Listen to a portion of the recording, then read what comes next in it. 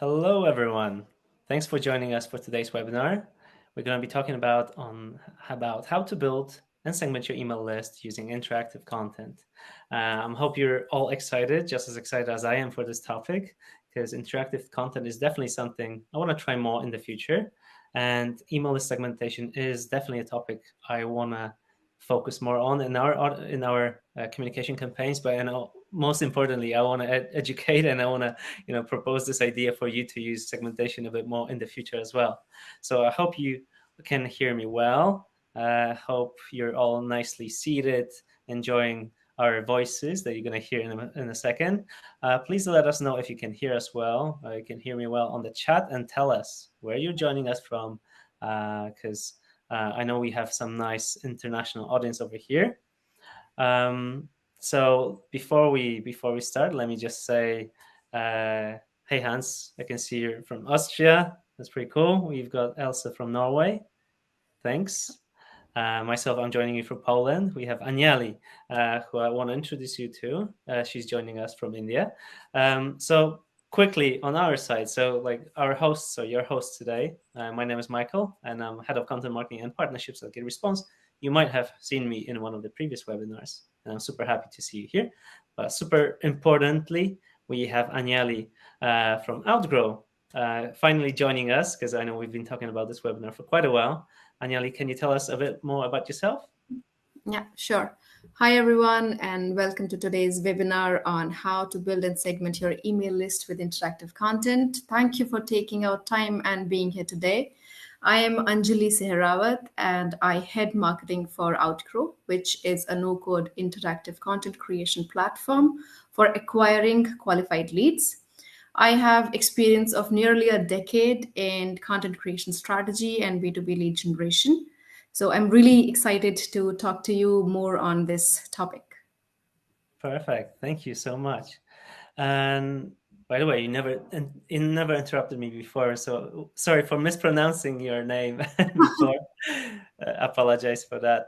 And thanks everyone for joining us. I can see people from Greece, from Germany, from Liberia, from Buffalo, New York, Connecticut. So awesome to see you all from around the world, really. Asking a quick question on the captions. I'm afraid we don't have the feature to add captions, so I'm sorry, team. We will not be able to provide you with that. However, we'll be sending out the recording to you shortly after this webinar, so you can watch it, you can listen to it later on, and we should be able to upload it to YouTube as well, so where you're going to see the auto-generated captions there. Moving on a bit, though, the plan for today is that we're going to have a 1 hour long presentation, 1 hour long session, really, where we're going to talk to you about list growth, segmentation, and most importantly, using interactive content to qualify your leads, to attract new leads using engaging tactics, and also tactics that can help you get access to first-party data that you can use to personalize and tailor your communication in the future. So as I mentioned, everything is recorded, so you're going to receive the recording via email later this week. You can ask us questions throughout the whole presentation. Feel free to do so. Use the chat pod at the bottom right of the screen. And before we go to the main part of the presentation, I have a short quick question I want to ask you. Actually, 2 questions, if I'm not mistaken. So I'm going to show you the survey just now. So 2 questions. Are you currently using interactive content? That's a simple yes/no question. And if you're already using interactive content, super interested in what kind of interactive content you're using already.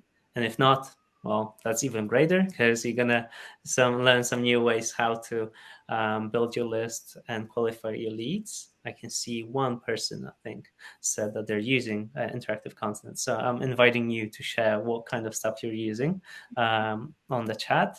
Let's wait a few seconds to collect the answers. And there's a second question you probably you can see the second question after you reply to the first one, which is are you currently segmenting your list? And I'm asking how deeply are you segmenting your list? How many segments you've got? I can see Christy uses animated GIFs. So I think our definition of interactive content will be slightly different, but I'm going to leave it to Anjali to mention this a bit later. Let me see how many people we've got. We've got almost 50% folks of the responses. So please help us out, provide more answers, and I'm interested to see what else. I see two people also responded as yes, so they're using interactive content, podcast course content, and hey Kim from Iowa. All right, folks, I'm going to end the voting now. You can see the results now on the screen as well. So you can see who you're joining us or who you're joining today. Almost 70% people voted, so that's awesome. Thanks, I appreciate that. So I'm stopping the voting, the polls, and I'm going to pass on the microphone to Anjali, who's going to deal with the first challenge. What is interactive content? But most importantly, what other things you can do and how you can build your list with interactive content and qualify your leads. So I'm turning off my microphone. I'm going to be in the chat pod available to you throughout the presentation. So off to you. Sure. Thanks, Michael. So we are going to start with the basics, covering what interactive content is and why you need to include it in your marketing strategy to yield successful results. We live in a world where user generated content is the most consumed content across geographies. So, which signifies that the average consumer today doesn't just want to be at the receiving end of content, instead, they want to be a part of it. This is exactly what interactive content is, where users are actively encouraged to participate rather than just consume. Most of us must have participated in some form of interactive content in our day-to-day lives, which could be taking part in online chat to ask the status of your order, or could be something complex like taking an assessment to find out which diet is best for your body type. And also, definitely, if you are using Netflix, you must have seen some quizzes which takes you to which show do you want to see next. Talking about some data points, I'm amazed by the fact that every day around 2.5 quintillion bytes of data is created. Actually, trillion is as far as my mathematical vocabulary knowledge is, but wow, that's a huge amount. And in 2022, nearly 333 billion emails were sent in a day. So, with so much information bombarding you every day, how do you make sure that your content strategy stands out? This is one of the many reasons why creating interactive content experiences that gives audiences something to do, say, and see is critical. Moving on to some of the most popular types of interactive content. So we have quizzes, calculators, polls, chatbots, infographics, assessments, and giveaways, which are some of the popular interactive content types. And my personal favorite is quizzes, where I can actually find out which popular Friends character I am or which show to watch next on Netflix. Okay, yeah, big. I like movies. You can feel free to share which one is your favorite content type. If you have interacted with some of these content types in your social media, probably you can share some of your experiences. Quizzes for sure. So now let's talk about how interactive content differs from the tradition. Hans has said infographics, polls, yes, definitely, and calculators. Rochelle has said polls. Yep, me too. So moving on to how interactive content differs from traditional form of content. Traditional form includes brochures, blogs, and flyers, which you must have used sometime in your marketing journey. Well, interactive content is permission based, which means that we get to ask people to come to you for information rather than just being in their face and interrupting them where they are. It is interactive content is cost effective. It has a lead ease of lead generation and lead segmentation. At the same time, it's more engaging and leads to increased brand awareness and customer loyalty. Whereas traditional content types are higher on the cost side and also difficult when it comes to tracking the performance of your campaigns. So, while interactive content pieces are often worth considering just for the wow factor alone, they also serve meaningful business purposes. An additional and even more valuable payoff is that interactive content generates first party audience data. People who access and customize an interactive experience typically must share their personal information. Thus, you gain direct insights to their interests, preferences, and behaviors, and learn more about their personal identification points, which was never possible with the passive content techniques. And it gives you the edge to create something which your user is looking for. Moving on to why you need interactive content. So, to summarize and to add some facts here, 62% of marketers or B2B marketers already feel that they are using interactive content, and they feel that interactive content has more value. It is the best way to get qualified leads and capture data for insightful analytics. And also, you can use this information to categorize them into specific segments, which includes territory, industry, budget, outcome, and etc. Helps you drive engagement, increase the time your target audience spends on your website by going through all these fantastic content types that you have added on your website or probably on your social media. So also it helps you get real time feedback from your customer, and because it's more personal, it helps you increase your social share rates and get more traffic, referral traffic to your website.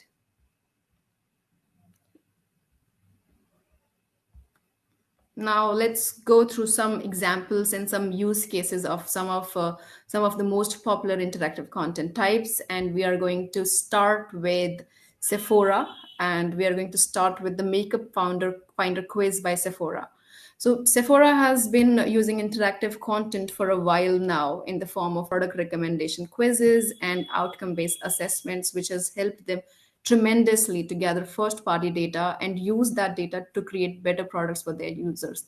I'm sure you must have some of you must have used some makeup founder quiz, foundation founder quiz in your online shopping experiences. So that all is a type of interactive content.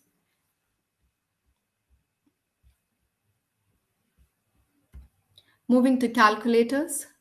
So here for calculators, so calculators is a simple and solid way to add value to your website. Rather than browsing through white pages or scrolling through blog posts, calculator mix things up.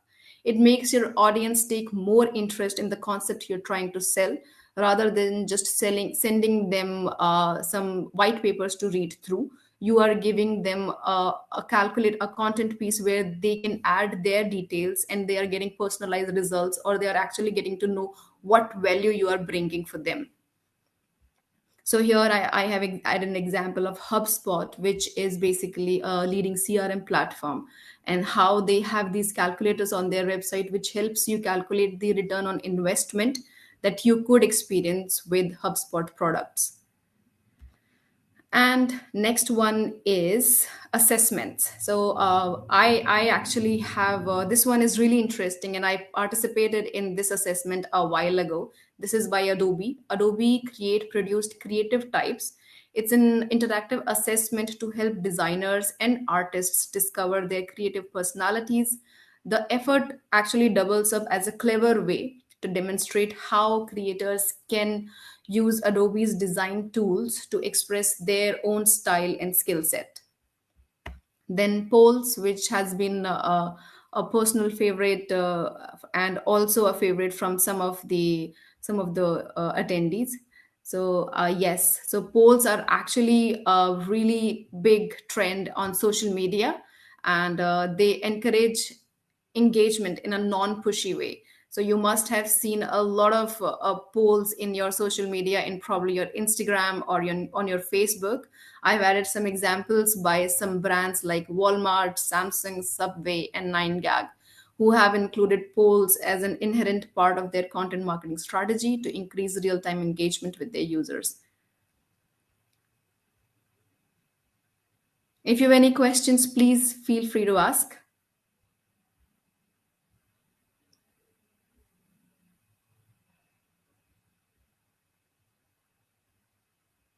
Okay, great. So moving on, how Outgrow helps you build amazing and easy to configure interactive content types. This is actually the Outgrow Builder dashboard is where all the action begins. So once you try out the free trial, or probably once you have the subscription, you are going to get the access to their dashboard, which will give you access to create all these interactive content pieces in the format of calculators, quizzes, and more, chatbots, and more. So the builder is made on the fact that it is what you see is what you get. So basically, you can see the end user experience in real time while building your content. And since Outgrow Builder comes with ready to use layouts and templates, so you don't have to worry about design or coding. You can just pick a layout which is more suitable to your content type and get started. You can either build from scratch, or you can select from Outgrow's repository of hundreds of beautifully designed templates that can be customized according to your brand's need. And the builder is basically divided into three parts, which is build, configure, and analyze. So when you are building, you are actually creating, you're setting up your content piece, interactive content piece, where you're adding the questions, you're adding the logic. For if it's an outcome based quiz, you're adding the outcomes. If it's a calculator, you are adding the you're adding the logic and algorithm, etc. And then you have a wide array of options where you can customize the result. And then comes configure part.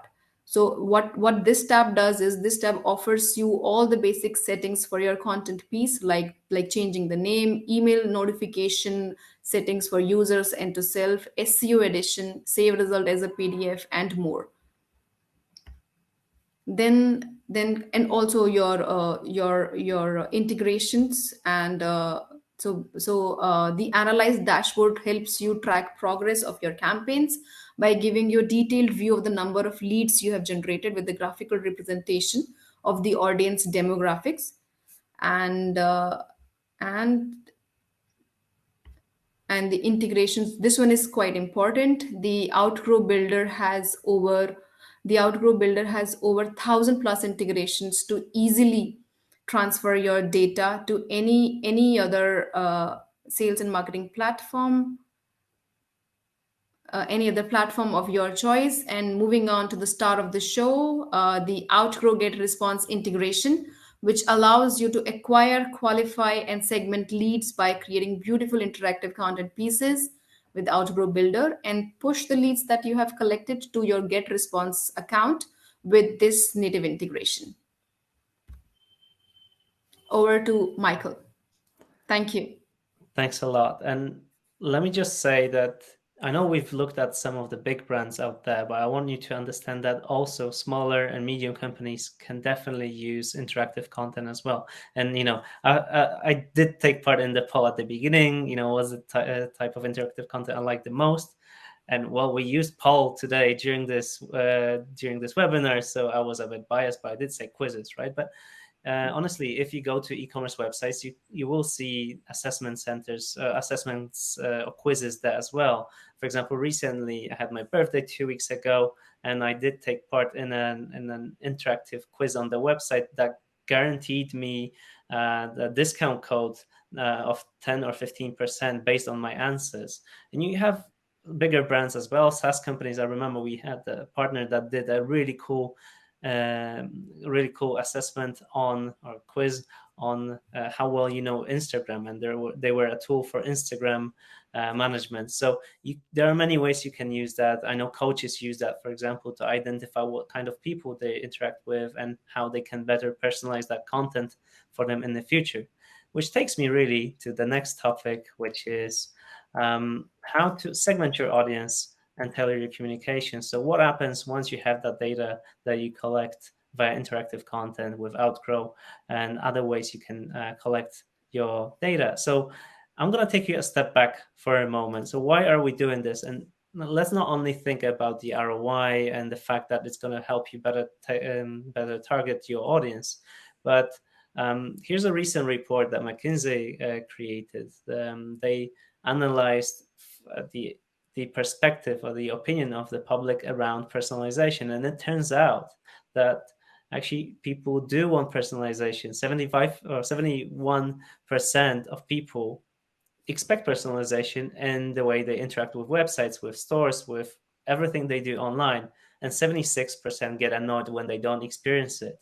The 75% that you can see at the beginning on the slide actually says that within the pandemic or within last year, I think, if I'm not mistaken, how many percent of people tried something new in their shopping experience, whether it was a payment method or a new brand or a new store. So people are not all that loyal when it comes to shopping online. They will try new things. So if they see something nicer, more engaging, like interactive content that can lead to personalized communication, they will definitely do it. And I'm a big fan of Netflix myself, watching movies that are recommended to me or reading books that I see recommended to me on Goodreads.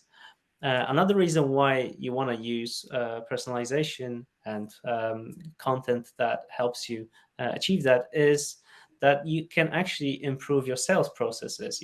When you do provide people with personalized communication, personalized experiences, they are more likely to recommend you to their friends, to their family, because they are really happy with the brand. They also are more likely to purchase from you again, and or purchase you in the first place and repurchase from you in the future. So feel free to check out that report. I'm going to share the link with you later on as well. But personalization and segmentation are key. So now, how can you segment your audience? Well, first of all, you need to identify what kind of data you have. You have demographic data, for example, age, income, gender, education level. You have firmographic data, so the same thing as demographic, but for companies. The company size, the scale, the funding, budgets, etc. You can have geolocation. You can have psychographics. So whether, for example, people who share similar beliefs, they follow the same, I don't know, the same brand or the same causes. You can look at the behavior, or you can analyze, for example, your e-commerce customers using RFM analysis, which stands for recency, frequency monitoring. So there are many ways to segment your audience. Now, to capture that data, we've talked about using interactive content, so collecting that data upon sign up. Okay, you can use just regular forms and pop-ups to collect that data, but you don't want to really ask too many questions right at the beginning, because people will not convert. If we asked you like 10 questions for this webinar to just get you signed up today, you probably wouldn't sign up. You wouldn't be hearing us today. You can use polls and surveys. That's definitely recommended. I do like to do these things myself, and it helps you at the beginning of the communication, but it also can help you just get more data or up-to-date data as you keep communicating with your audience. So, for example, you could send, now on to the third step, you could send a welcome email, for example, and either just analyze what people click in that email, or you could actually provide people with an additional discount, additional incentive to just fill out a poll, fill out a survey. So again, coming back to the e-commerce example, I signed up for a newsletter of a brand that I follow. They sell funky socks. They gave me 5% discount on my next purchase. But in the welcome email, they bumped it up. They said, hey, you want to increase that to 10%? Just fill out this quick poll and tell us what's your date of birthday, what's your preferred style, or what's something that you can or that you like. For example, I don't know, like what causes you support. So you can use that as well. You can just send regular everyday communication and look at what people are clicking within your communication, what pages they're visiting. So based on their website behavior, you can tag them inside tools like GetResponse. You can use webinars like today. We just noticed that you like the topic of list building, segmentation, interactive content, and you've participated in a poll. Look how much information we've got about you today that we could use to personalize the communication. And heads up, you're going to receive an email with the recording of today's webinar. So that's personalized content for you as well.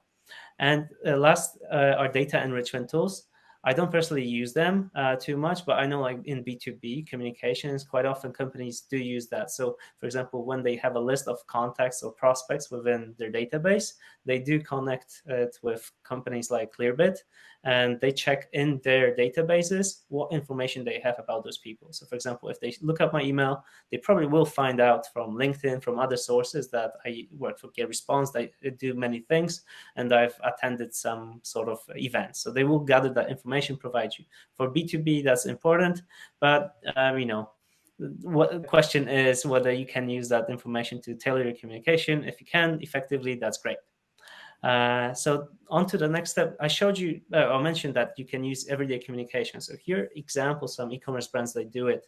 So in Uncommon Goods and H&M, for example, you can see that in every single email, the CTA buttons, the links, actually look kind of like labels. That could be a coincidence, but it could be just the fact that they are tracking who clicks on those things so that they can target people accordingly, so they can segment people accordingly later.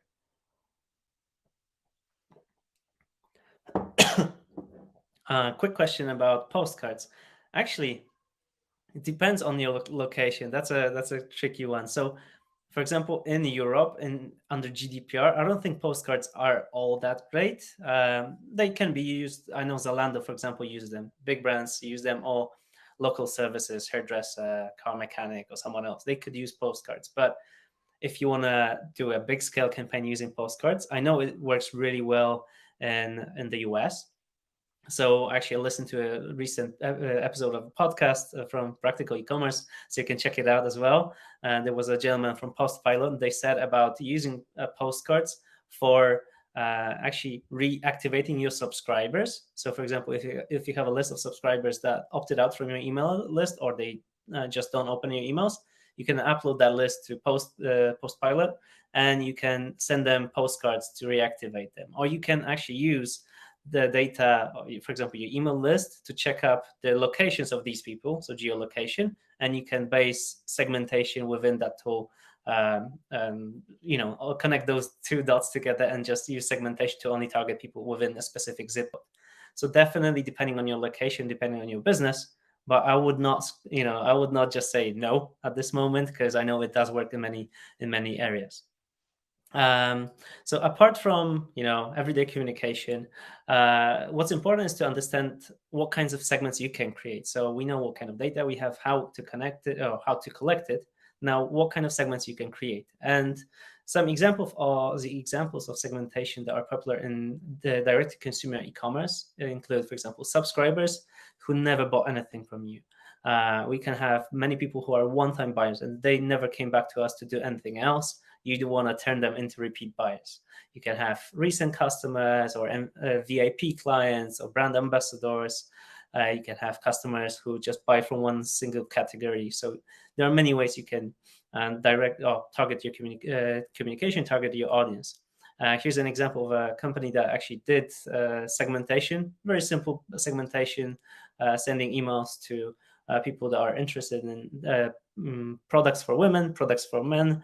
Simple thing, just changing the colors and I would say products within your email, but that generated above average engagement rates, opens and clicks. And I'm not saying that this idea is super, I would say, outstanding. It's something that everyone can do, especially in their e-commerce. You don't need a lot of data to do that, and if it's going to generate great results, do it. Why not? Just use even a simple segmentation tactic like this one. For B2B, so for example, you can target people, for example, if they have a company domain in their email address, or they're using a Gmail address. We do that quite often in our post-webinar communication to see, for example, who attended our webinar. You can check who matches your ICP, your ideal customer profile. You can target people who are prospects. They engaged with your communication, but they didn't convert, they didn't book a demo, or people who booked a demo but never converted. So you can always go back to these slides later on, but just understand that there are many ways you can segment your audience. And I do hope that next time we do a webinar segmentation, we're going to see a much bigger share of the audience that does segment their audience heavily. So segmentation in practice, that's something I want to actually lead to now.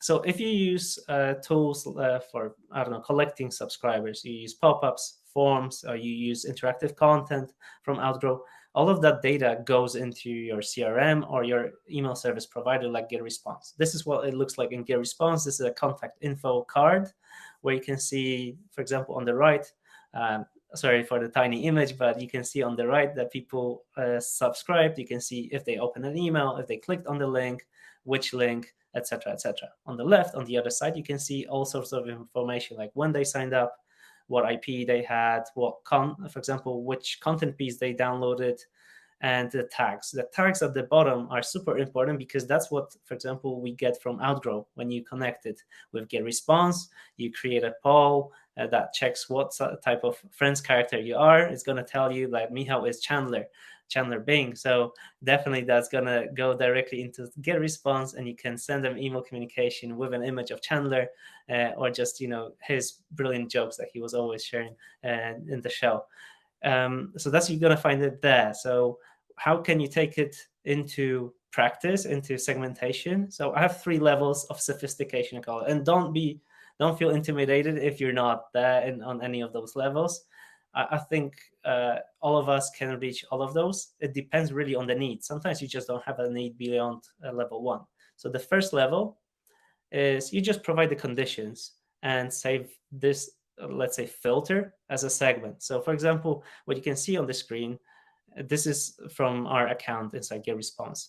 I asked our system to show us all the people subscribed to GetResponse resources list that were subscribed within the last 30 days, and their method of subscription was API. API is usually reserved for integration. So I could see everyone inside GetResponse that was subscribed via, let's say, our connection here with Outgrow. And as soon as I save that, I can send email communication to them separately, either in just regular email newsletters, or I could segment that for any other communication I'm doing, to send them a poll, to send them a webinar recording, anything else, to segment that. And that's level 1. Set it and kind of forget it, because you created that segment, and you can even use it once or twice depending on your needs. If it's, you could, in an e-commerce, you could use it, for example, for males and females, or B2B brands, or B2C, etc. The level 2 of sophistication that I recommend is adding the first level and information that you got and marketing automation together. Now, why would you want to do that? Well, using marketing automation, you can actually tag people based on the stages they achieved, they scored, or they got into, or based on their behavior. So, for example, the way I use it inside of our campaigns, I have a lead nurturing sequence for resources leads. If someone goes through 6 emails that we send them, we tag them accordingly, tag lead nurtured, or resources lead nurtured. And that goes into a segment where I can see, like, show me how many people in the last 30 days have become a nurtured lead. Or I can look, for example, if I had a separate sequence for people that entered a webinar on list growth, show me how many people we have on the list growth segment. That's level 2. Again, you have to set it up in using marketing automation and segments together, but you just add that information for your own personal use later on to target your communication better. The level 3 is the most sophisticated one, is when you actually combine those things and respond and react immediately. So for example, here you can see marketing automation workflow that not only filters your communication and not only filters your contacts, segments them, but also responds to them right away. So here you can see that someone subscribed to the list, and we check they're an e-commerce customer. Wait for some time, for let's say 1 day, and keep repeating the loop. Wait for 1 day and check if they spent over $50.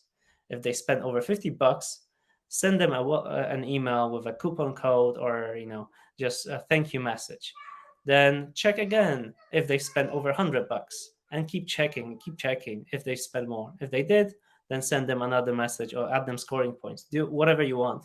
You can add that, and then send them dedicated communication, tailored communication, depending on how much they spend. And there are many ways to do it. So you can see that this is in an e-commerce case, but there are many ways you can use it in other companies. So to give you more examples, for example, I've got three cases here from our customers. So one, for example, is the TechSoup Polska from Poland, who are a huge NGO organization. They work globally, but they did a campaign with us, so where they increased year over year their orders value just by using segmentation and email communication. They've increased it by 1,200.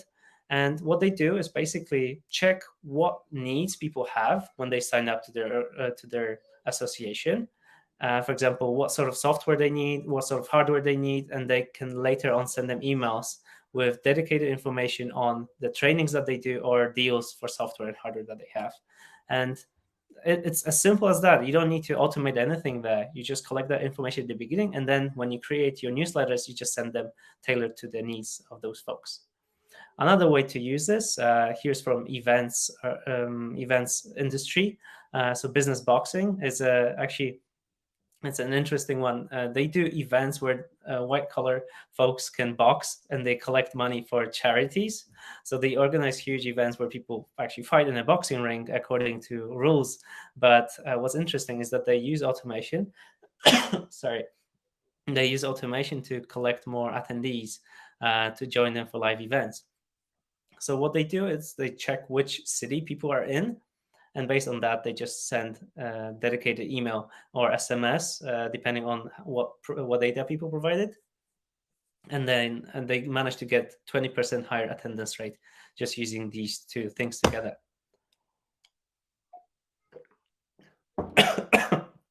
Apologies. And the last one.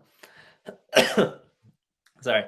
And the last one, we've got a marketing agency, Monday Comms, who work directly with Dell Technologies to increase the adoption rate of their products, of their services, of their tools, and several countries, if I'm not mistaken. So what they do is actually use marketing automation and segmentation to see which people interact with their content, which people attend their webinars, and which people are interested in particular technologies, particular solutions, so that they can prepare that information for their sales folks later on to follow up with more detailed, more tailored follow-up message, so that the sales pitch that you get isn't just like, hey, I saw you checked out GetResponse. It is, in their case, it's going to be like, hey, I saw that you're interested in these types of products and Dell Technologies. How about we set up a discovery call? How about we set up a demo call where we're gonna just talk about the solutions that we can provide you with? And that saves money, that brings additional revenue, and actually just makes life much more easier because you don't have to do everything to get yourself manually. And folks, that's it from my side. I want to make sure that we focus on one more thing, and that is the deal that we have for you today, both from GetResponse and from Outgrow. So for those of you who haven't signed up for any of the tools just yet, feel free to use the code that you have here for the GetResponse. You have 15% off for your first year on all plans, and on Outgrow you have 20% off for your annual plan and 2-week free trial. And for the first one, for GetResponse, just visit the website that you can see there. And for Outgrow, actually for both of them, we're going to send you that information over email with the recording later on as well. So don't worry, you will not miss out on the deal. You'll receive it from us shortly. Now, the last part, I did say that we're going to share the deal, and we also have some time for a Q&A session. So, folks, if you happen to have any questions, feel free to ask them. We would be happy to answer them for you, and yeah, just provide as much feedback, provide as much help as we can.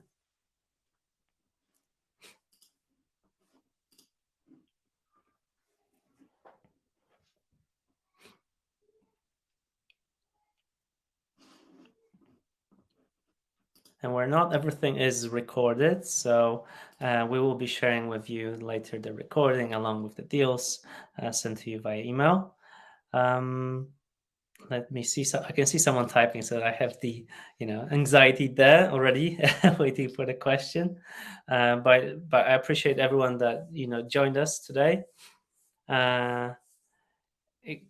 Okay, I see one question. Okay, so let me just.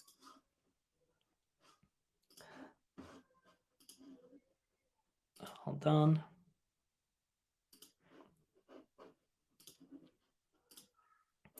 An example of how to tag to an email. So there are multiple ways you can tag your email address inside GetResponse. So you can either do it manually, just go into contact information and tag someone by hand. So in their contact card, you can just add a tag. For example, if you had a conversation with someone direct one-to-one, you're a consultant, you're a coach, or you're a real estate agent, you can just do that. And if you have a marketing automation workflow set up to start when a tag is assigned, that will automatically move them to a particular flow. You can use that. You can tag people just, for example, in Outgrow. When you go to the configuration settings, you choose to segment or pass segment data. And for each question, you'll have to map each answer with a tag that will be sent to GetResponse.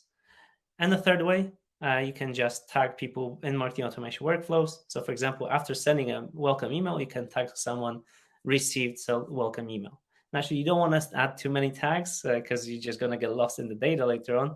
But I do use, for example, a tag at the beginning of our flow inside GetResponse. I check if someone is already a paying customer. So every time someone signs up to a resources list, I check if they're also on the paid users list. If not, I add them a tag which is called content leads first. So I at least know that the people who convert later on have been acquired by the content team. All right, let me see what questions do. Okay, so we've got one for you. Let's see. Oh, actually quite a few. Okay, let's see. Do you want to tackle this one, Anjali? I use chatbots talk about how we can use this to segment a list. Segment this into a list. I'm not sure, but Yes. I think I can take this one up wherein Leo is asking, how do you get people interested in your Sure. interactive content in the first place? Sure. So basically, whatever content type that you select bases your need and bases how you want to target your people, what information you need from them. You can either get a quiz, you can either get started with a quiz or with a outcome based calculator or with the numeric calculator, depending on your audience and what information you need. You can start with that, and you can either embed it on your website or on your mailer or on your social media. So wherever your target audiences are, you can reach out to them, uses whatever mode you are using right now, whatever sales and marketing platforms you're using, and you can push that content to your target audience and see the results that they are generating, see the engagement building up. Thanks. I see that someone got intimidated because they saw a couple of spelling mistakes. Don't worry about it. We all do that, especially when typing fast. So I can go back to the chatbots one, and I can take that one. So uh, correct me if I'm wrong. You can create chatbots inside Outgrow, right? Because I haven't used that one just yet. Anjali, So sorry, you yeah. can you can create chatbots inside Outgrow, right? Yes, definitely. So we can create chatbots, and you have an option to create chatbots which can go live on your website. And how you can use this to segment your list is whatever questions that you're Mhm. getting. That data is going to be uploaded, and that data is going to be stored for you on the Outgrow Builder, and you can further segment this data on whatever need is arising. For example, most of your users are asking for a particular product, or they're asking for a discount, or if they are asking questions, there are some frequent FAQs, or there is some bug in your website. You can definitely use all that data, segment the list, send it to GetResponse or whatever tool you are using, and then you can talk about that particular issue. So if it's about a product that they want to know more about, you can definitely create an emailer and send it to that particular list. And whatever responses that you are getting from the chatbot, you can use it to segment your list and then target those audiences using those different lists. Perfect. And sorry for putting you on the spot, but very let's think of an example. For example, let's say you're an SEO agency and someone's checking out your website. You can have a chatbot pop up, let's say after 15 seconds of someone being on the website, asking you, "Hey, what kind of services are you looking for?" And then you have an option. I want content creation services. I want content strategy discussion. I want to have link building campaign set up for me. So you can, for example, have those three questions there, and based on the answers on the next screen or the next stage of the chatbot could present to you, okay, thanks for answering. Here are some common links you can check out. Here are some top articles on that, or feel free to provide your email address so we can provide you a quote or some additional content based on your needs. And that, if you can transfer that to your, to GetResponse, for example, you can have different flows set up for these people with dedicated communication, with dedicated examples, or you can just pass it on to your CRM to just have a sales rep reach out to these people to look up, for example, who filled out that chatbot, whether it was a company, it was just a regular consumer, so you can prepare the best pitch for that. Okay, so let me see. That I think that one is for me, but I'm gonna check quickly if there have been a few questions. There's one question about surveys inside GetResponse. Unfortunately, they do not exist anymore, or they will be sunset soon. So sorry about that. But there are plenty of great tools that offer polls. Outgrow is there. You can use free tools like Google Forms, for example, or just any survey tool out there that you can think of. It either has a native integration inside GetResponse or a Zapier integration. They can just connect inside GetResponse. I know we use several inside GetResponse, so you can think of anything. I think the one that has nice native integration as well is called Certificate, and that lets you embed your polls inside the GetResponse email creator. So that one is worth checking out.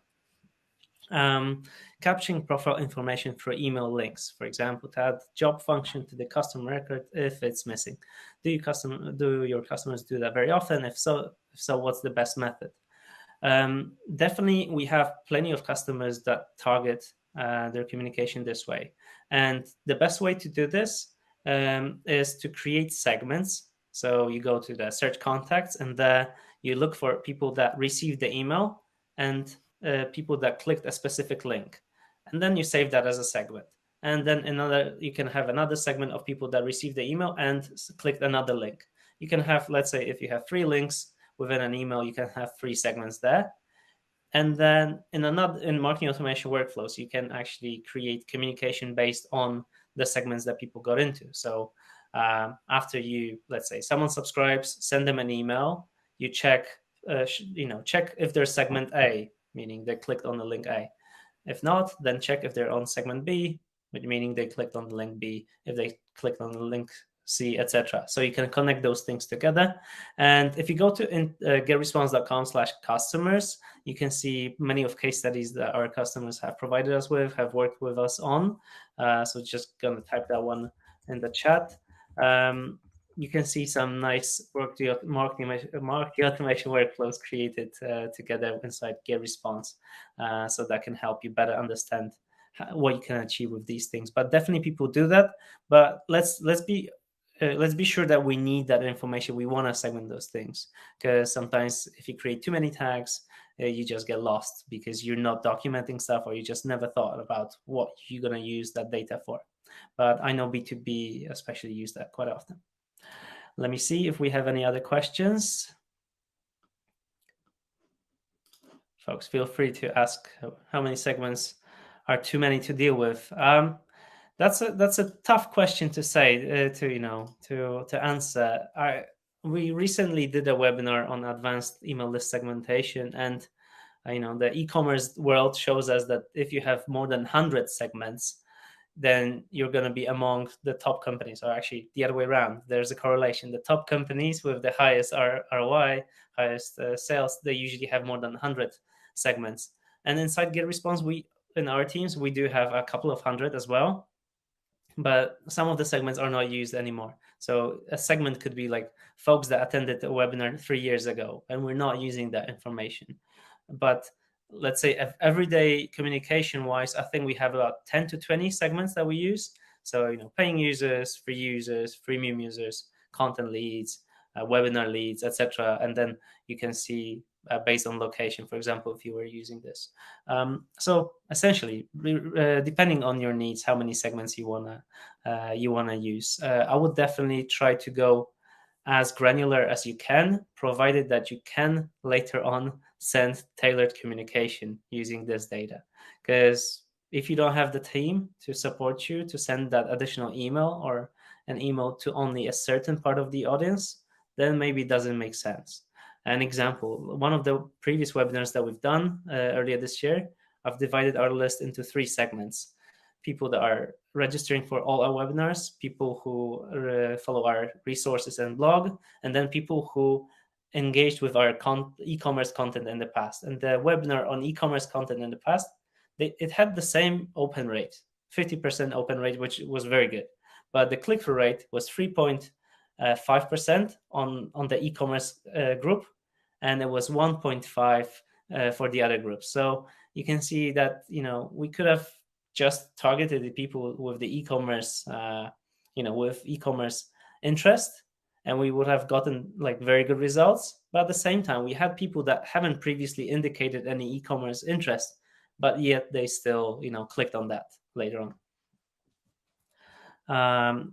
Okay, I can see one more question. If you are not an e-commerce, okay, I'm going to tackle a different one just now. So are segments dynamic? Update continuously? Yes, they do. So for example, if you have a segment that checks, show me people that signed up in 30 days. So today, if I check this segment, it's going to be different people that if I check them in a month, right? Because it's going to show me in the last 30 days from that moment I'm checking.